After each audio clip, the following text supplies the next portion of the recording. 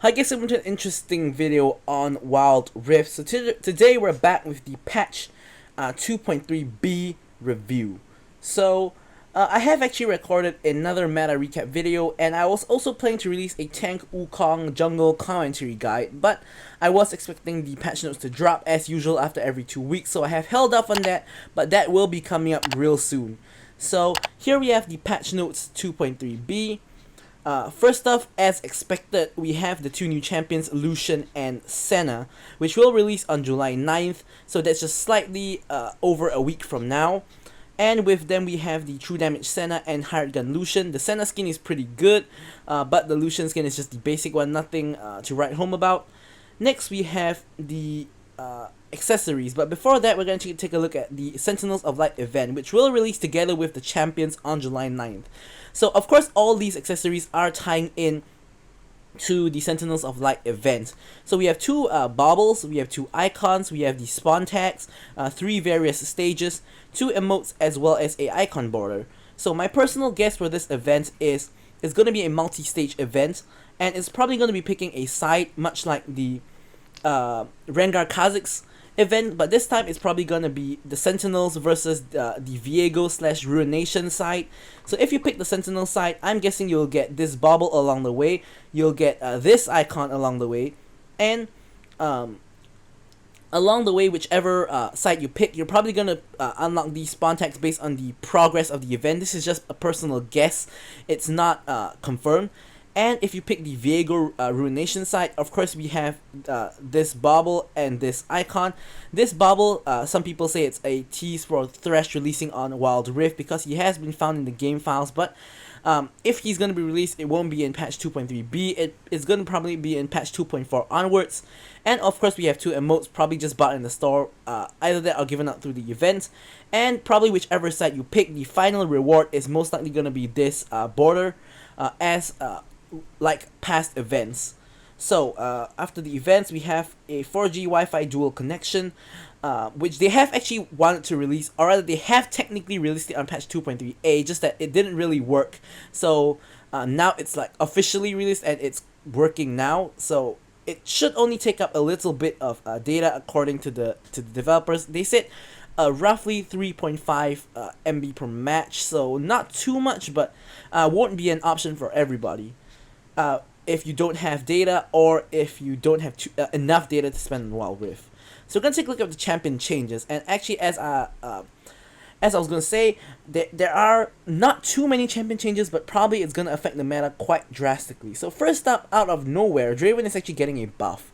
So a few patches ago, Draven got like a 5 damage nerf to his spinning axis at all levels, but now he's actually getting a buff. So the two buffs is to his Blood Rush and Stand Aside, and I think this is pretty good for Draven players, obviously. So first up, his Blood Rush actually is getting a like 10% movement speed increase at all levels, so it will help your chase down potential. And also you have Stand Aside, which is his E, which knocks away enemies from the middle, which does have a 3-second cooldown reduction on first level, and followed by 2-second, 1-second, and at max level it's the same. But of course this ability is the one that you max last, so you normally put 1 point into it until the very last few levels where you finally get it to max rank. So actually it's a 3-second cooldown buff for majority of the game, which of course gives Draven access to both his defensive tool as well as his slow tool for chase down. So this two buffs, it's gonna help Draven a lot. But the thing about Draven is his entire concept is still the same.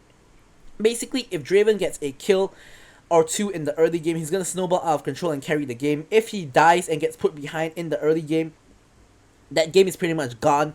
It's gonna be very hard for Draven himself to be carrying his team. He's gonna have to get carried by someone else to win the game.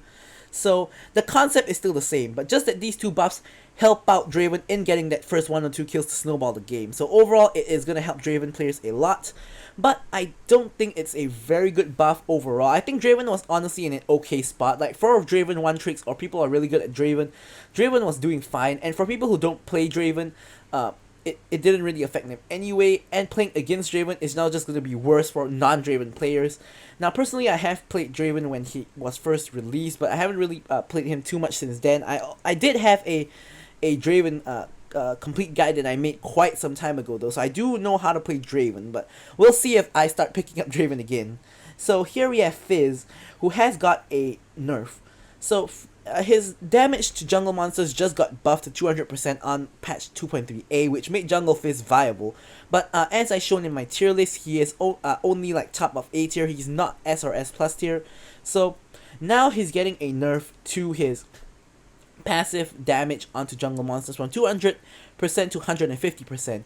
Now I feel like, personally, this will either kick Fizz out of the jungle meta, or he's gonna drop in the tier list at least to BRC tier, because Fizz's main weakness was very similar to Master Yi, where his first clear was horrible. He was put really low, he had to spend a lot of resources to clear the jungle, and this passive damage nerf to jungle monsters is only gonna make that way worse. The problem with Fizz was never his clear speed or his damage to jungle monsters. The problem was his damage on his ultimate and his ultimate cooldown mainly. So the proper nerf, in my opinion, should have been to nerf his ultimate cooldown, because his ultimate was up way too often, much like Evelyn's ultimate last time, and they did eventually nerf her ultimate cooldown. So I don't think this is the right nerf. So Fizz probably gonna not be too good in the jungle anymore, just because of how abusable he is on his first clear. Garen is finally getting a huge nerf. Technically it's an adjustment, but basically it's a nerf. So obviously full tank Garen has been running rampant and also having a lot of damage output, which is of course true. I have also made a video on that before, a commentary guide on it, and you can see from there how much damage he does and how tanky he is.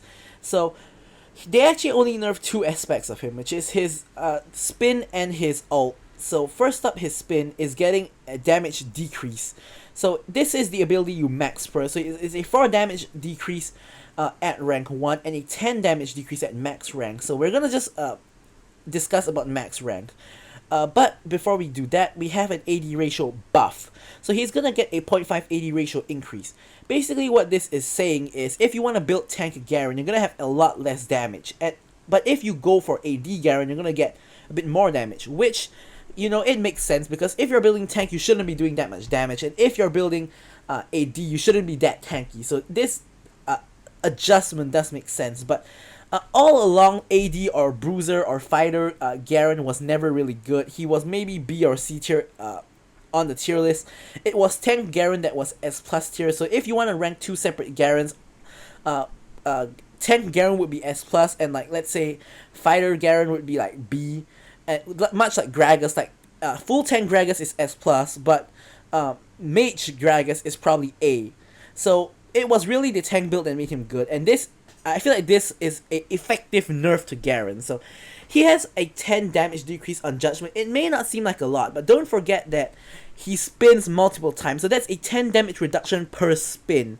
And if I am not mistaken, the spin hits I think 6 to 8 times, so that is actually like 60 to 80 damage removed from his spin total. So this is gonna hurt tank Garen a lot. It's gonna hurt Garen in general a lot. Even if you build AD, your AD scaling, it's only increased by 0.05, so it's not actually going to be that much more effective.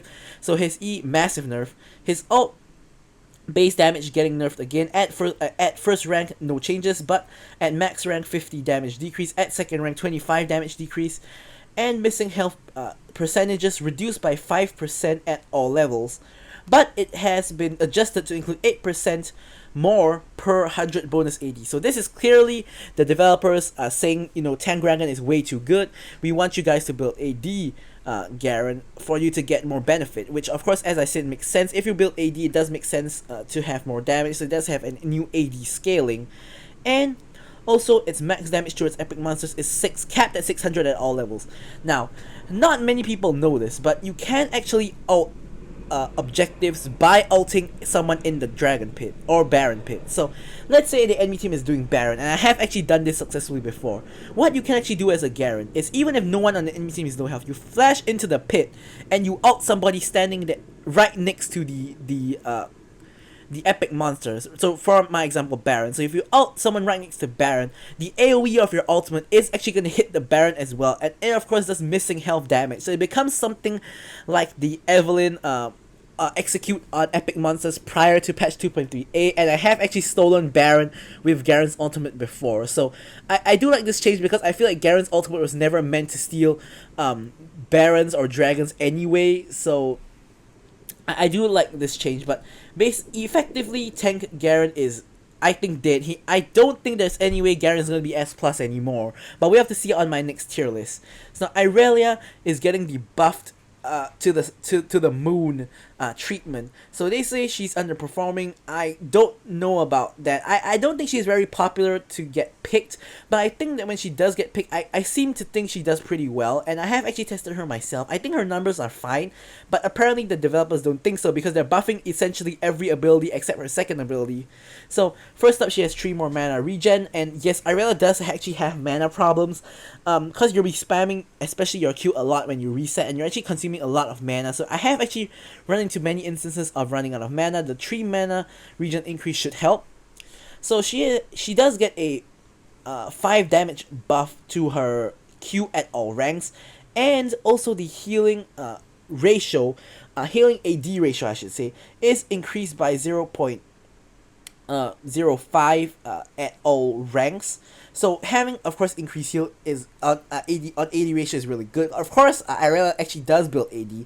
She normally goes like Triforce and Blade of the Rune King, which both give AD at the start. Then she goes into a little bit more defensive, but even so, you build items like Guardian Angel and Death's Dance, which also give AD. So this should make Irelia's late game healing on like minions pretty strong.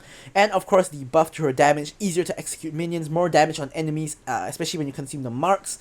Really a good buff to her Q if you want Irelia to be good, that is. So damage increase on her E as well. It's a 30 damage increase at all ranks. You normally max this second, so that's quite a bit of a damage increase, especially on a relatively low cooldown. So if you can actually hit your E, you get more damage. You can use your increased damage and healing Q like twice because you consume the mark. So Irelia is becoming pretty scary.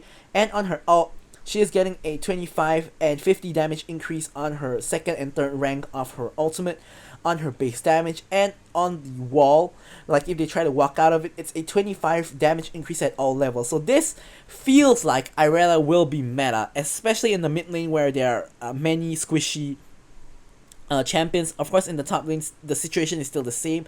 Still tanky champions, but of course this will help against tanky champions as well. But I feel like Irelia mid lane might be like, you know, maybe might be S plus, especially since the mid lane meta is pretty balanced at the moment. This buffs might be what pushes her over the edge to become the best mid laner. I have a feeling that might be the case. So Jinx Rocket ultimate to epic monsters has been max damage to monsters have been reduced. Personally, I don't like this buff, unlike the Garen buff, because the Garen buff, while I think Jinx ultimate was never actually meant to do this anyway, I feel like the one made Garen's ultimate obnoxious is that he was so tanky he could just face tank the entire enemy team with his W and just walk in and ult the Baron or Dragon to steal it. But Jinx, of course, you can't do that because you're a squishy ADC.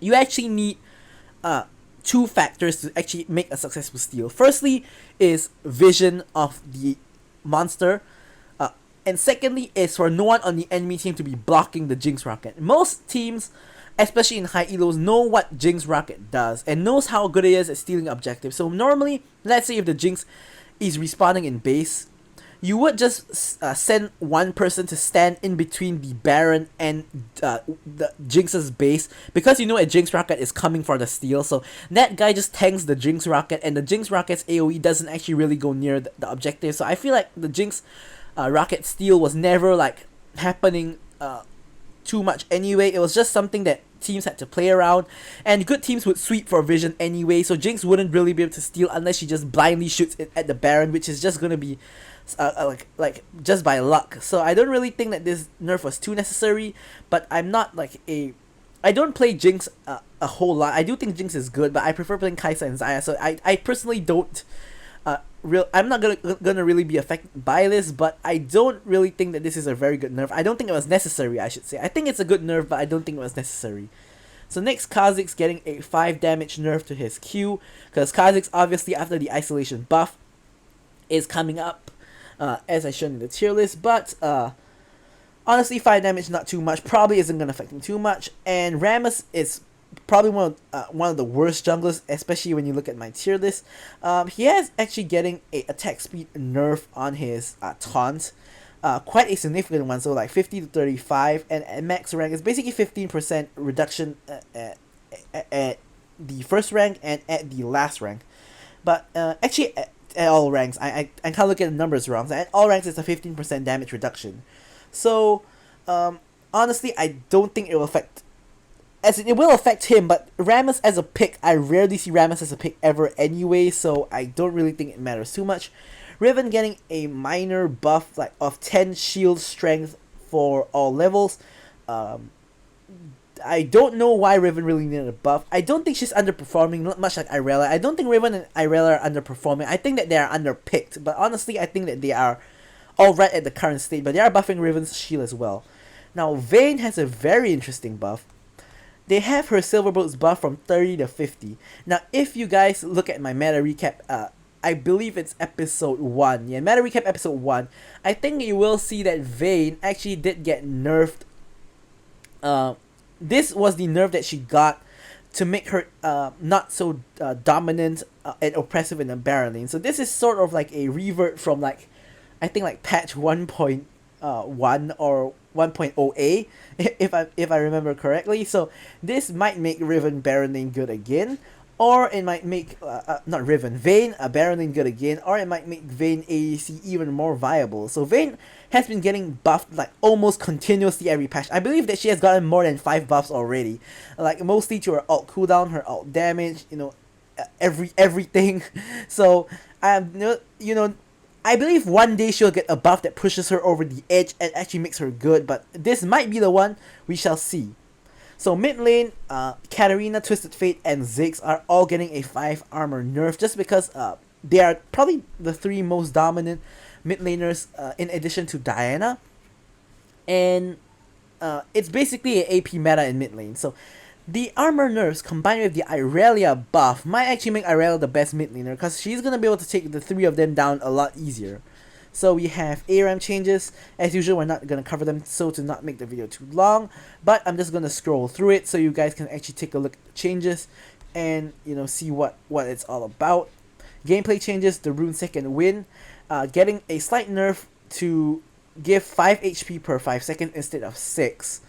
So next is a sort of bug fix on the tooltip. So basically it used to say 6 plus 3%, now it's 3 plus 1.5% over 10 seconds doubled for melee champions. This is what it was all along, so this is neither a buff or nerf, it's just that the text was wrong on the tooltip.